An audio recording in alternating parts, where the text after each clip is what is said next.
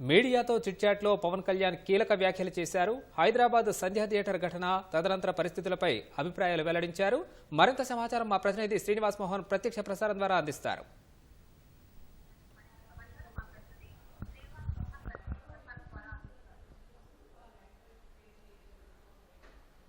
ఈరోజు మంగళగిరిలో ఉన్నటువంటి జనసేన ప్రధాన కార్యాలయంలో ఉప ముఖ్యమంత్రి పవన్ కళ్యాణ్ మీడియాతో చిట్చాట్ నిర్వహించడం జరిగింది. సుమారు 2 గంటల పాటు మీడియాతో వివిధ అంశాలపై కూలంకుషంగా మాట్లాడడం జరిగింది. కొన్ని కీలకమైనటువంటి వ్యాఖ్యలు జరిగింది. అంతకుముందు Telangana film development corporation chairman ప్రముఖ నిర్మాత దిల్ రాజు పవన్ కళ్యాణ్ని కలిసి ఈ ఏదైతే ఆడియో కార్యక్రమం ఉందో, ప్రీ రిలీజ్ ఈవెంట్ ఉందో, ప్రీ రిలీజ్ ఈవెంట్కి సంబంధించి ఆహ్వానించడం జరిగింది. గేమ్ చేంజర్ సినిమాకి సంబంధించినటువంటి ప్రీ రిలీజ్ ఈవెంట్ ఆహ్వాన సమయంలో కూడా ఇటీవల తెలంగాణ ప్రభుత్వంతో సినీ నిర్మాతలు అలాగే సినీ పరిశ్రమ అక్కడ జరిపినటువంటి చర్చల అంశాన్ని కూడా పవన్ కళ్యాణ్ దృష్టికి తీసుకురావడం జరిగింది.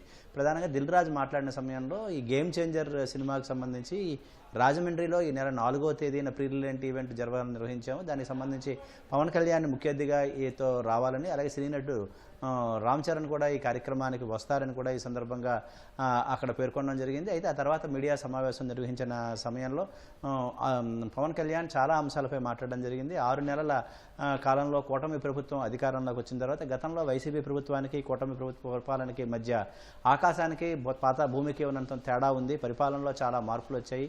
అధికారంలో ఉన్నా అధికారంలో లేకపోయినా జగన్మోహన్ రెడ్డి అధికార యంత్రాంగాన్ని భయభ్రాంతులకు గురి చేస్తున్నారు. అందులో కడప జిల్లాలో ఎంపీడీఓపై జరిగినటువంటి దాడి ఘటన కూడా ఉదాహరణగా పేర్కొంటూ తాను దిగువ స్థాయి ఉద్యోగితో సహా అన్ని వర్గాలకు సంబంధించిన అలాగే ప్రభుత్వ యంత్రాంగంపై ఏ ఒక్కరు దాడి చేసినా కూడా తన స్పందన అలాగే ఉంటుందని, అందుకే తాను పుటావుటిన కడప జిల్లాకు పర్యటన కూడా వెళ్ళొచ్చానని చెప్పి పేర్కొనడం జరిగింది. అయితే తాను అధికారం ఈ 6 నెలల కాలంలో తాను ఒక నటుడిగా అలాగే తాను రాజకీయ పార్టీ నాయకుడిగా ప్రజల్లో తిరుగుతూనే ఉన్నాను. తాను పరిపాలన సంబంధించి అనుభవం, పరిపాలన సంబంధించిన విషయాలు తెలుసుకునేందుకు తనకు ఈ సమయం పట్టింది. అలాగే ఇప్పుడు తన 6 నెలలు వచ్చే 6 నెలల కాలంలో అంటే జనవరి నుంచి మరో ఈ కొత్త సంవత్సరంలో 6 నెలల కాలం పూర్తిగా క్షేత్రస్థాయిలో పర్యటిస్తాను. పంచాయతీరాజ్, గ్రామీణాభివృద్ధి అలాగే అటవీ శాఖ పర్యావరణ మంత్రిగా ఆయా ప్రాంతాల్లో ఉన్నటువంటి స్థితిగతులను పరీక్షించి ప్రజలకు మెరుగైనటువంటి రోడ్లు అలాగే తాగునీరు అందించే కార్యక్రమాలను చేపట్టాం. అలాగే పర్యావరణ హితంగా అంటే గ్రీన్ కవర్ని పెంచే కార్యక్రమాలను కూడా చేసే విధంగా కూడా అక్కడ ప్రజలతో మమేకమై కార్యక్రమాలు నిర్వహించే విషయంలో కూడా ప్రజల భాగస్వామ్యాన్ని పెంచే విధంగా ప్రయత్నిస్తానని కూడా ఈ సందర్భంగా తన కొత్త సంవత్సరపు కార్యాచరణ పవన్ కళ్యాణ్ పేర్కొనడం జరిగింది. ఇదే సమయంలో మీడియా ఇటీవల అల్లు అర్జున్కి సంబంధించి హైదరాబాద్లో జరిగిన ఉదంతాన్ని మీడియా ప్రస్తావించగా సంధ్య థియేటర్ దగ్గర జరిగిన ఘటన చాలా బాధాకరమైన విషయం అని చెప్పి పవన్ కళ్యాణ్ తన ఆవేదన వ్యక్తం చేయడం జరిగింది. ఈ ఘటనలో రేవతి అనే మహిళ చనిపోవడం అలాగే ఆమె కుమారుడు ఆసుపత్రిలో ఉండడం ఘటనపై విచారం వ్యక్తం చేస్తూనే పవన్ కళ్యాణ్ ఈ ఘటనకు సంబంధించి గోటితో పోయేదానికి గొడవల వరకు తీసుకెళ్లారని చెప్పి తన అభిప్రాయాన్ని కుండబద్దలు కొట్టినట్టుగా చెప్పడం జరిగింది. ఎందుకంటే ఈ ఘటన జరిగిన రోజే ఈ ఘటనకు సంబంధించి ఏదైతే విషయం జరిగిందో ఇది సినీ నటుడు అల్లు అర్జున్కి సంబంధించినటువంటి సిబ్బంది అల్లు అర్జున్ వద్దకు వెళ్ళి జరిగిన ఘటనకు సంబంధించిన పరిస్థితిని పూర్తిగా ఆయనకు వివరించి ఉండాల్సి ఉంది అని అభిప్రాయపడుతూనే అయితే ఈ వ్యవహారం అభిమానులు కేరింతలు అభిమానుల తాలూకా కేకలు ఎక్కువగా ఉన్న సమయంలో ఒకవేళ చెప్పినా కూడా అల్లు అర్జున్ చెవిలో పడి ఉండకపోయి ఉండొచ్చు అనేటువంటి అభిప్రాయాన్ని కూడా వ్యక్తం చేస్తూనే పవన్ కళ్యాణ్ ఎక్కడైనా సినిమా థియేటర్లో సినిమా విజయవంతమైన సమయంలో సినిమాలు చూసేందుకు ఇటు సినీ నటులు ఆ ప్రాంతాన్ని జరిగినప్పుడు ఆ ప్రాంతంలో ప్రేక్షకుల తాలూకా స్పందన ఏ విధంగా ఉంటుంది అని తెలుసుకోవాల్సిన పరిస్థితుల్లో వాళ్ళకి అది కొన్ని కోట్ల రూపాయల ఆదాయం వచ్చినారా అనేటువంటి ఒక కిక్కు అలాగే అంత సంతృప్తి అంత ఆత్మసంతృప్తి కూడా విజయం లభిస్తుంది. అది ప్రేక్షకులు చూసే వాళ్ళ తాలూకా స్పందన బట్టే తెలుస్తుంది అని చెప్పి పవన్ కళ్యాణ్ పేర్కొన్నారు. తాను 3వ సినిమా నుంచి తాను సినిమా థియేటర్లకు వెళ్ళి చూడడం మానేశాను. అయితే తన అన్నయ్య చిరంజీవి కూడా పలుమార్లు మారువేషాల్లో సినిమా థియేటర్లకు వెళ్ళి తన సినిమాలు వీక్షించినటువంటి పరిస్థితి కూడా ఉంది అని చెప్పి చెప్తూనే ఈ ఘటన ఏదైతే జరిగిందో ఈ ఘటనకు సంబంధించి అదే రోజు కానీ అమ్మానాడు కానీ కేవలం ఈ వ్యవహారంలో కేవలం సినీ నటుడు అల్లు అర్జున్ ఒక్కరినే దీన్ని బాధ్యునిగా చేయడం సరికాదని ఇంత చిత్ర బృందం ఏదైతే ఉందో వాళ్ళు అదే రోజు బాధిత కుటుంబం వద్దకు ఇంటి వద్దకు వెళ్ళి మొత్తం బృందంగా జరిగినటువంటి ఘటనకు తమ సంతాపం తెలియజేస్తూనే కుటుంబ సభ్యులకు తాము అండగా ఉంటున్నాము, భవిష్యత్తులో ఏ విధమైన సహాయం కావాలన్నా తాము అందిస్తాము అనేటువంటి ఒక హామీని అలాగే వాళ్ళకు తామున్నటువంటి భరోసాను కల్పించి ఉండాల్సి ఉంది. అది మానవతా దృక్పథంతో స్పందించాల్సినటువంటి పరిస్థితి ఉంది. అదైతే కొంత లోపించింది అనేటువంటి ఒక అభిప్రాయాన్ని అయితే పవన్ కళ్యాణ్ ఇందులో ప్రస్తావించడం జరిగింది. అయితే ఈ మొత్తం వ్యవహారంలో ఏదైతే సినీ నటుడు అల్లు అర్జున్ ఉన్నారో అల్లు అర్జున్ ముఖ్యమంత్రి రేవంత్ రెడ్డి పేరును అంతకుముందు జరిగినటువంటి ప్రీ రిలీజ్ ఈవెంట్లో సరిగా ప్రస్తావించలేదు, పేర్కొనలేదు. ఆ కారణంగానే ముఖ్యమంత్రి రేవంత్ రెడ్డి ఈ అంశాన్ని చాలా సీరియస్గా తీసుకున్నారు కొంత అనేటువంటి విమర్శలు ఏవైతే వస్తున్నాయో వాటిని చాలా సున్నితంగా ఈ విషయాన్ని తోసిపుచ్చడం జరిగింది. ఏదైతే ముఖ్యమంత్రి రేవంత్ రెడ్డి ఉన్నారో ఈ చిన్న తరహా అంశాలను పరిగణలో తీసుకునేటువంటి వ్యక్తి కాదని, ఆయన దిగువ నుంచి పైకి వచ్చినటువంటి గొప్ప నాయకుడు అని చెప్పి రేవంత్ రెడ్డిని ప్రశంసిస్తూనే ఈ తెలంగాణలో పుష్ప చిత్రం సంబంధించి టికెట్ రేటు పెంచుకోవడం కానీ, బెనిఫిట్ షోలకు కానీ, అలాగే పుష్ప విజయవంతంలో తెలంగాణ ప్రభుత్వ సహకారాన్ని కూడా మనం దీంట్లో కొట్టిపారేయలేమని చెప్తూ ఎవరైనా సరే ఈ అల్లు అర్జున్ కావచ్చు, లేకపోతే ఇతర సినీ సంబంధించినటువంటి ఇప్పుడున్న నటులు కావచ్చు, అవందరూ కూడా ముఖ్యమంత్రి రేవంత్ రెడ్డికి తెలియని వాళ్ళు కాదు. వాళ్ళు చిన్నప్పటి నుంచి ఆ ప్రాంతంలోని జూబ్లీ హిల్స్ ఆ ప్రాంతంలో తిరుగుతున్న వాళ్ళే కావడంతో ఆ విషయాన్ని కూడా ముఖ్యమంత్రి రేవంత్ రెడ్డి కూడా పేర్కొనడం జరిగింది. చిన్నప్పటి నుంచి తనకు తెలుసు, తనకు ఎవరి మీద ఎలాంటి దురుద్దేశ అభిప్రాయాలు ఉండవని కూడా రేవంత్ రెడ్డి కూడా మీడియా సమావేశంలో వెల్లడించడం జరిగిందని కూడా పవన్ కళ్యాణ్ ప్రస్తావించారు.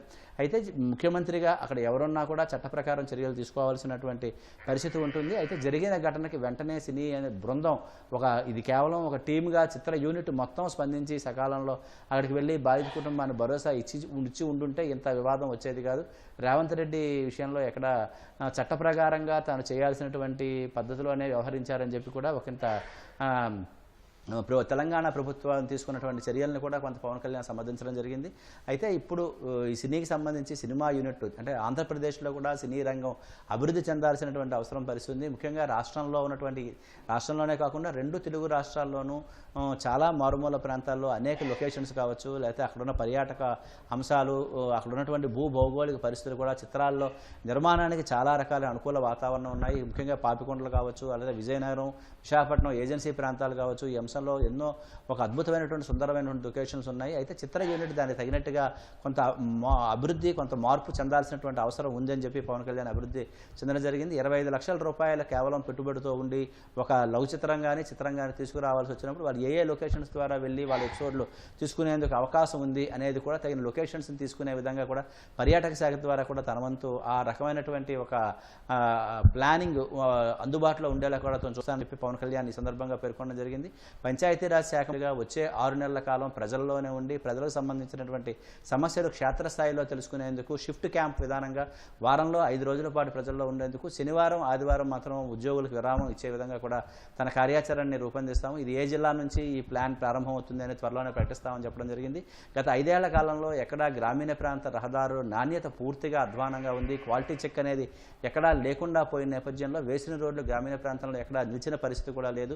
అయితే ఇప్పుడు ఏదైతే సంక్రాంతి నాటి గ్రామీణ ప్రాంతంలో రహదారులు, ఇతర మౌలిక సదుపాయాలు కల్పించాలని తాము ఏదైతే కార్యాచరణ ఇచ్చి పనులు మంజూరు చేశామో ఇవి ఒక రకంగా చూస్తే 70% వరకు ఈ పనులు కొంత పూర్తి దశలో ఉన్నాయి. అయితే క్వాలిటీకి తాము ఇస్తున్నటువంటి ప్రాధాన్యం రీత్యా కొన్ని చోట్ల పనులు కొంతవరకు ఇంకా పురోగతిలో ఉన్నాయని చెప్పి పవన్ కళ్యాణ్ పేర్కొనడం జరిగింది. ప్రజల మధ్య ఉండి కేవలం ఆఫీసుల్లో ఉండో లేకపోతే సమీక్షల ద్వారానో క్షేత్రస్థాయిలో ఉండే స్థితిగతులు తెలియవు. కాబట్టి గ్రామీణ ప్రాంతంలో ఉండి ప్రజలతో మమేకమై వాళ్ళ సాధకబాధకాలు తెలుసుకోవడం ద్వారా గ్రామీణ ప్రాంతంలో పనుల నాణ్యతను మరింత పెంచే విధంగా ఉంటుంది. అలాగే ప్రజల్లో కూడా ఏదైతే ప్రజలకు చేరువ కావడం ద్వారా వారి సమస్యలను కూడా తెలుసుకునే అవకాశం ఉంటుందని చెప్పి కూడా పవన్ కళ్యాణ్ తెలియజేయడం జరిగింది. గ్రామీణ నీటి సరఫరా విభాగం ద్వారా ప్రజలకు రక్షిత మంచినీటి పథకం, రక్షిత నీరు ఇవ్వాలని ఏదైతే జల్ జీవన్ మిషన్ లక్ష్యం ఏదైతే ఉందో కేంద్ర ప్రభుత్వం ప్రధాని నరేంద్ర మోదీ కల ఉందో దానికి తగినట్టుగా రాష్ట్రంలో అన్ని గ్రామీణ ప్రాంతాల్లో కూడా సురక్షితమైన నాణ్యమైనటువంటి తాగునీరు అందే విధంగా జలజీవన్ మిషన్ కార్యక్రమాలను మరింత విస్తృతంగా ప్రజలకు అందుబాటులో తీసుకొస్తాం. ఇందుకు సంబంధించి రాష్ట్రానికి కేంద్ర ప్రభుత్వం ఇచ్చే నిధులను కూడా పెంచాలని చెప్పి తాము కోరాము. ఇప్పటికే దీనికి సంబంధించిన ప్రతిపాదనలు కూడా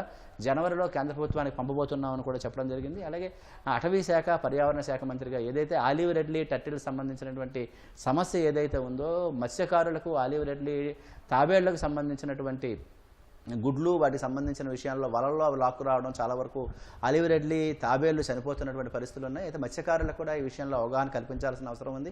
అలాగే అటవీ సంపదని మరింత పరీక్షించేందుకు, అటవీ విస్తీర్ణాన్ని పెంచేందుకు పంచాయతీ దగ్గర నుంచి ఇటు పట్టణాలు, నగరాల్లో కూడా ప్రజల్లో ఈ అటవీ విస్తీర్ణాన్ని పెంచేందుకు, గ్రీన్ కవర్ పచ్చదనాన్ని పెంచేందుకు కూడా ఒక కార్యాచరణ కూడా రూపొందిస్తామని చెప్పారు. రాష్ట్రంలో ఇటు ఎర్రచందనం కావచ్చు, విలువైనటువంటి బొగ్గు, ఇతర కలపలు వరకు చాలా వరకు అటవీ అటవీ సంపద కొలగొడుతున్నారు, అయితే వాటిని పరిరక్షించే విధంగా కూడా పటిష్టమైనటువంటి కార్యాచరణ రూపొందించబోతున్నాం అని చెప్పి పవన్ కళ్యాణ్ తెలియజేయడం జరిగింది. ఏదైతే ఎర్రచందనానికి సంబంధించి అక్రమ రవాణా కావచ్చు, ఇతర ప్రాంతాలకు తరలించి వాటి ద్వారా భారీగా గత ప్రభుత్వ హయాంలో సొమ్ము చేసుకున్నారని చెప్పి పవన్ కళ్యాణ్ తెలియజేయడం జరిగింది. ఇటీవలే కర్ణాటకలో తాను పర్యటించిన సమయంలో అక్కడ అటవీ శాఖ అధికారులతో మాట్లాడుతున్నప్పుడు ఎర్రచందనం వారు ఏదైతే పట్టుకున్నారో సుమారు 110 కోట్ల రూపాయల వరకు ఎర్రచందనానికి సంబంధించిన కలపను విక్రయించడం ద్వారా వాళ్ళకి ఆదాయం వచ్చింది. అక్రమ కలప పట్టుకొని వాటిని స్వాధీనం చేసుకుని వాటిని విక్రయించడం ద్వారా అని కర్ణాటక అధికారులు తెలియజేసిన నేపథ్యంలో అటవీ శాఖ రాష్ట్రానికి సంబంధించిన అధికారుల నుంచి ఎలాంటి స్పందన, ఎలాంటి సమాధానం లేకపోవడానికి గుర్తించాం. ఈ విషయంలో ఏదైనా దేశాల మధ్య ద్వైపాక్షిక సంబంధాలు ఉన్నట్టుగానే రాష్ట్రాల మధ్య కూడా ద్వైపాక్షిక ఒప్పందాలు ఉండి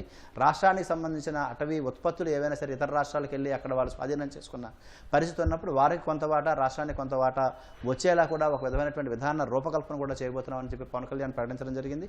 మార్చి 14వ తేదీన జనసేనకు సంబంధించిన ఆవిర్భావ కార్యక్రమం ఏదైతే ఉందో ఈ ఆవిర్భావ కార్యక్రమాన్ని కేవలం ప్రభుత్వ పాలనా యంత్రాంగంలోనే తాను ఇప్పటివరకు పూర్తి స్థాయిలో సమయం కేటాయించిన నేపథ్యంలో పార్టీకి తగిన సమయం ఇవ్వలేదనేటువంటి అభిప్రాయం కార్యకర్తలు శ్రేణుల్లో ఉన్న నేపథ్యంలో జనవరి 7వ తేదీ నుంచి మార్చి 14 వరకు పూర్తిగా పార్టీకి సంబంధించిన కార్యకలాపాలపై కూడా పూర్తి స్థాయిలో దృష్టి సారిస్తానని చెప్పి పవన్ కళ్యాణ్ తెలియజేయడం జరిగింది. అయితే తన సోదరుడు నాగబాబుకు మంత్రి పదవి ఇచ్చిన అంశం సంబంధించింది కూడా మీడియా ప్రస్తావించిన సమయంలో నాగబాబు జనసేన పార్టీ ఆవిర్భావం నుంచి పార్టీ కోసం ఎంతో కష్టపడి పనిచేశారు. తనతో సమానంగానే పార్టీ కార్యక్రమాల్లో పాల్గొనడం జరిగింది.